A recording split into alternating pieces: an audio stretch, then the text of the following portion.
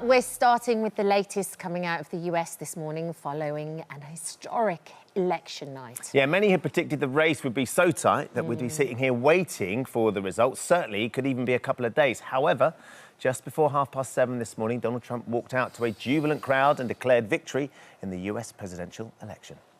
God bless the USA. It is now clear that we've achieved the most incredible political thing. Look what happened. Is this crazy? I want to also thank my beautiful wife, Melania, First Lady.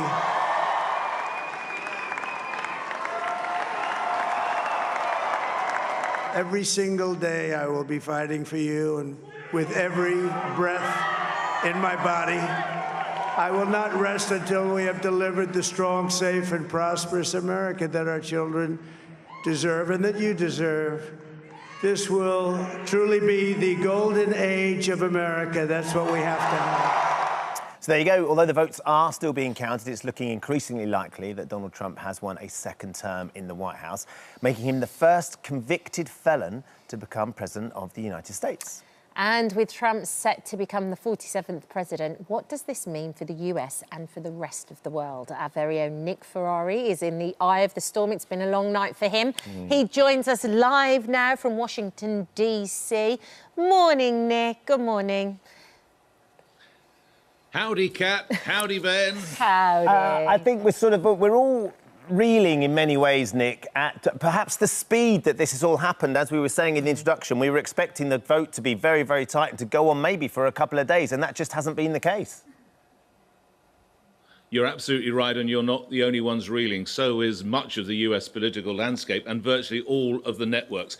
Very briefly, because of the electoral system, it takes a certain amount of time for each state to declare. You get so many electoral seats depending on the size of your state. So you look to giant, what are called swing states, the ones that sometimes go Republican, Donald Trump, sometimes go Democrat, Kamala Harris. And it was thought that 7 of the swing states, together worth 93 votes, would still be up to debate, possibly even this time tomorrow. Well, strike that out. Donald Trump, he says he's achieved a historic first. He's almost right. We are, as you said, I think, Kat, living in historic times because this is only the second time. The last time, by the way, was in 1886. Only the second time that a US president has won, lost, and then won again. So, in sporting terms, played 3, won 2. It is an incredible achievement, not least as if you look at most of the networks in the US and read most of the American papers, they didn't say that Kamala Harris was going to walk it, but they were all calling for her. And as you rightly say, Ben, they have been proven wrong. I know he's still actually 4 numbers short. He needs 270. He's at 266. We've still got a few to declare, but he will, without doubt, be president. And he's already given the speech, as I think you've played some of him as president-elect. Yeah. So the question ends up being, despite all the expectation, and as you say, the majority of the networks saying it's going to be tight, but probably calling it for Harris, how has he done it? And maybe the question for the Democrats is, how come Harris hasn't managed to get over the line? OK, let's answer that in numbers. A brilliantly focused and targeted campaign, playing to A, B, C. A is the abortion issue. I know for British audiences they can't get their head around it, but it is incredible. Kat, you'll know from your experience of living here, it is an incredibly live issue in the United States, and it really does drive votes. B is for borders. He pointed to the allegation that under Kamala Harris and Joe Biden, millions of people have flooded into this country. His words, not mine. And I was at his rally in Pennsylvania, one of his swing-through rallies on the last day. The cheers in the ice hockey stadium raised to the roof every time. I cannot tell you how much of a hot button issue that was. C, cost of living. Just to give your viewers an idea, a packet of cornflakes here costs £4.50. Wait, 10 fish fingers cost you something like £2.80. I did a shopping check. It is extraordinarily expensive in the supermarkets. A, B, C got him there. To your point about Kamala Harris, well, already the recriminations have started. You have Democrats saying they only had 106 days to effectively sell Kamala Harris, because that's, of course, when President Biden eventually stood down. And you have the other line, and they've said it openly, it's quite brutal, the language, Ben. A selfish streak in Joe Biden meant he didn't stand down when he should have done around 18 months ago. That would have allowed them to choose possibly a candidate, not even Kamala Harris. So it's the brilliant focus of the Trump campaign. not really a message from Kamala Harris, and not even enough time to deliver it, and too much reliance on stars. I mean, she had more stars than there are in the galaxy, but what was her message to the average Joe or Joanna? Yes. And have we heard anything from Kamala Harris? Obviously, Trump has been out and he's spoken already, and he's, you know, proclaimed that he's going to be victorious. But have we heard anything from Harris? They call them watch parties, Kat, where each of the candidates go and they watch the results come in. Well, yes, as you rightly said, we've heard from President-elect Trump. Now, Kamala Harris went to a very prominent university here in Washington, D.C., the Howard University. It's a black university, mostly for black students, effectively the Black Harvard, and they had a big celebration, and I was there last night or the early hours of this morning, I can't remember, welcoming students as they went in. She pulled it last night. She did not attend. She will not be speaking now until tomorrow. And the last time a candidate did that, it was Hillary Clinton. And we all know, of course, that was because she suffered defeat. So it's the same there, I think, Kat. There'll be a big question now, won't there? Because there was real concern, Nick, and I'd imagine you've got a sense of this being in Washington, because I know Susanna and Ed were talking about the boarding up of shops as they arrived into Washington and the febrile nature of what might happen if Trump loses. Now, obviously, Trump, it seems, is destined to win.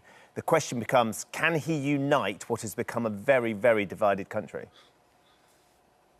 That is, I would suggest, the $64,000 question, because Trump is nothing if not divisive.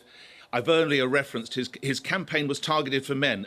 His strategists make no bones about it. They knew they weren't going to persuade most women across, those who were... But they actually had an equation. Get this. They worked out for every woman they lost, they were confident they could get 1.4 males back. So they ruthlessly targeted Hulk Hogan, various others, a real macho. Go to his rallies. They were like rock concerts. They just play macho music all the time. So he's got a job on his hands to unite. And it wasn't even reference. I went through his whole 25-minute speech. He says he'll make the country strong. He says he'll make the strong country secure. He didn't use the unity or united word in the United States once. And so that's what's happening in the States. But what does this all mean for us here in the UK, Nick?